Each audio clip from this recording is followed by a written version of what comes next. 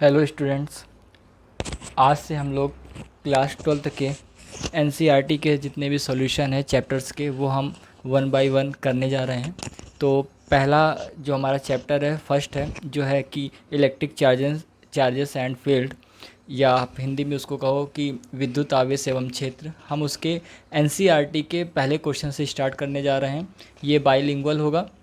जैसे कि आप अपनी एनसीईआरटी बुक खोलेंगे, मैं इंग्लिश में क्वेश्चन लिखा हूँ उसका हिंदी में ट्रांसलेशन कर दूंगा, लेकिन आपको अगर प्योर हिंदी में जानना है तो आप अपनी बुक को ओपन करिए साथ में, और साथ साथ देखते चलिए, आपको पता चलता चलेगा। ठीक है ना? तो चलिए शुरू करते हैं। तो इसमें क्या लिखा हुआ है, what is the force between two small charged spheres having charges of 2 into 10⁻⁻7 coulomb and 3 into 10⁻⁻7 coulomb placed 30 centimetre apart in air. इसमें ये लिखा हुआ है कि दो छोटे जो आपके स्पेयर साइज़ के गोले के जो आपके आवेश हैं उनकी जो मात्राएं हैं आवेश की वो कितनी है, 2 × 10⁻⁻7 कूलम और 3 × 10⁻⁻7 कूलम, और ये दोनों क्या है 30 सेंटीमीटर दूरी पर रखे हुए हैं। तो अभी हमको इसको क्या करना है, इसमें निकालना है, फोर्स निकालना है। तो दोस्तों सॉल्व करने से पहले कुछ प्रोसेस जान लीजिए कि आपको सॉल्यूशन अगर लिखना है तो आपको करना किस तरह है। तो पहले आपको लिखना है कि आपको गिवन क्या क्या है, यानी आपको दिया क्या है। ठीक है ना? दिया क्या है, दिया क्या गया है आपको, दो चार्ज दिए हुए हैं, यानी मैं मान लेता हूँ Q1 दिया हुआ है 2 इंटू 10⁻⁻7 कूलम, और Q2 दिया हुआ है आपको 3 इंटू 10⁻⁻7 कूलम, और आपको उनके बीच की डिस्टेंस कितनी दी हुई है, डी दी हुई है। ये आप लोग आर भी मान सकते हो, कितना दिया हुआ है 30 सेंटीमीटर। अब यहाँ स्टूडेंट ये याद रखिएगा जब आप क्वेश्चन को सॉल्व करेंगे तो आपको कुछ पैरामीटर याद रखना है। जो आपकी हमेशा डिस्टेंस होगी ना, डिस्टेंस होगी वो हमेशा आपको किस में लिखना है, मीटर में लिखना है। ठीक है ना? मीटर में लिखना है। आपकी जो फोर्स होगा वो हमेशा किस में आएगा, न्यूटन में आएगा। और आपका जो चार्ज होगा वो किस में आएगा, हमेशा चार्ज आपका आएगा कूलम में। ठीक है ना? कूलम में आएगा। इतनी बातों का आप ध्यान रखेंगे, यूनिट कन्वर्जन में आपको मदद करेगी। इसके आगे बढ़ते हैं तो आपको क्या दिख रहा है, जो आपको 30 सेंटीमीटर दिया है वो सेंटीमीटर में है, डिस्टेंस आपको कन्वर्ट करना है मीटर में, तो मीटर में कन्वर्ट करेंगे तो आपको क्या आ जाएगा 0.3 मीटर। अब आपको पता है जो आपका रिक्वायर्ड फार्मूला है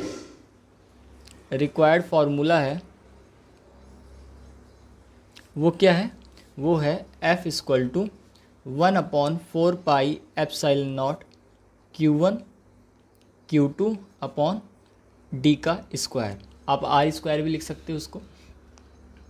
अब आगे क्या होगा, आगे ये होगा हमको फोर्स ही फाइंड करनी है। हमारे पास फोर्स ही निकालना था, जो इनके बीच बल आरोपित हो रहा है वो निकालना है।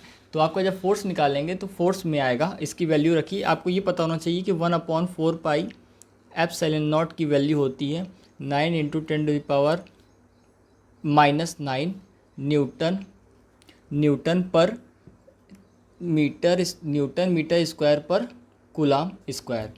आपको अगर ये यूनिट नहीं याद होती, यूनिट याद करने का भी तरीका आपको पता होना चाहिए, निकालने का तरीका पता होना चाहिए। जैसे आपको इसकी वैल्यू निकालनी है तो आप क्या करोगे, एफ जो आपको इसको एक साइड रखो और बाकियों को एक तरफ रखो, तो ये जो डी आ जाएगा यहाँ आ जाएगा, और Q1 और Q2 क्या आ जाएगा, इसके डिनोमिनेटर में आ जाएंगे।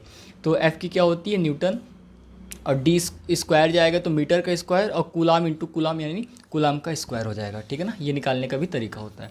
चलिए पुट करते हैं। जो आपको करेक्ट करना है यहाँ पास, जो आपका 1/4πε0 की वैल्यू वो पॉजिटिव में होती है, नेगेटिव में नहीं होती है। ठीक है ना? इसके बाद आप वैल्यू रखेंगे किसकी, डी स्क्वायर की रखेंगे तो 0.3 इंटू 0.3, ये स्क्वायर में आ जाएगा। अब आपको क्या करना है, पहले आप इसको, अगर आपसे सॉल्व करते बनता है तो ठीक है, अगर सॉल्व करते नहीं बनता है तो आप क्या करिए, पहले पॉइंट को हटाइए। अगर ये पॉइंट हटाएंगे तो जो यहाँ पास आएगा 10 इंटू 10 आ जाएगा, क्योंकि अगर इसका आप पॉइंट हटाएंगे तो एक 10 का मल्टीप्लाई ऊपर होगा, और इसका पॉइंट हटाएंगे तो 10 का मल्टीप्लाई ये हो, तो ये कितना हो जाएगा 9 हो जाएगा। 3 इंटू 3 9 हो जाएगा। इससे ये क्या कैंसिल हो जाएगा, ये कैंसिल हो जाएगा। अब क्या बचेगा आपका 3 इंटू 2, यानी एफ आएगा आपका 6 इंटू, अब पावर में जाइए, 10 की पावर यहाँ पॉजिटिव 9 है, यहाँ -9 है, -7 है, यहाँ -7 है, और यहाँ पास 10 इंटू 10 तो हो जाएगा 100, यानी 10 की पावर +2 हो जाएगी। जब आप इसको फर्दर सॉल्व करेंगे तो आएगा 6 इंटू 10 टू द पावर -14 में आपका 2 जाएगा तो -12, और -12 में जाएगा तो आपका आ जाएगा -3 न्यूटन फोर्स। ये आपका आंसर है। अगर आपको इसमें से अगर क्वेश्चन पूछा जाए कि यहाँ पर जो दो चार्जेस हैं वो उनका नेचर कैसा होगा या उनका प्रकृति कैसी होगी, तो यहाँ पास इनकी दोनों कैसे हैं, पॉजिटिव चार्जेस हैं, तो इनकी जो नेचर होगा ये रिपल्सिव होगा, ठीक है ना, यानी प्रतिकर्षित का होगा। ये एक दूसरे को क्या करेंगे, प्रतिकर्षित करेंगे, ठीक है। ये हो गया पहला क्वेश्चन। अब इसके बाद हम बढ़ते हैं सेकेंड क्वेश्चन की ओर।